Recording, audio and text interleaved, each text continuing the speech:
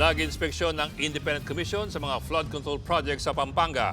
At merong nadiscover muling mga substandard na proyekto. Nasa frontline na balitang yan si Ian Suyu.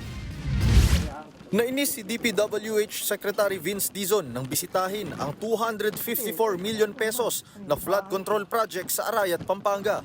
Yan ay matapos makita ang bumigay na hilera ng sheet files na mahigit isang taon nang hindi naaayos. Dalawa lang to, it's either maging pagkagawa nyo o design flaw.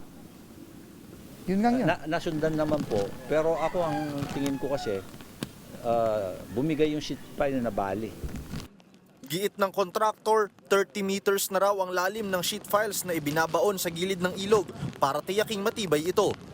Makukumpleto na raw nila ito sa lalong madaling panahon.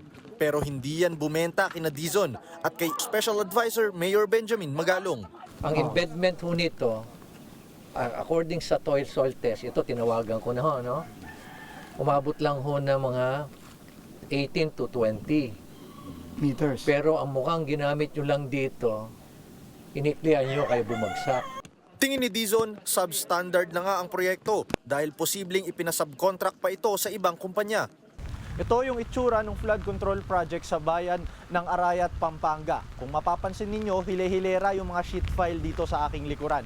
Taong 2023 raw nang ayusin yung isang bahagi na yan. Subalit wala pang isang taon, bumigay daw kagad yan, Agosto ng 2024. At mahigit isang taon nang lumipas, hindi pa rin nasosolusyonan ang problemang iyan. Ayon kay Dizon, questionable rin daw ang pagkakagawa ng plano nito. Hindi rin kasi sumipot ang mismong district engineer na gumawa ng plano.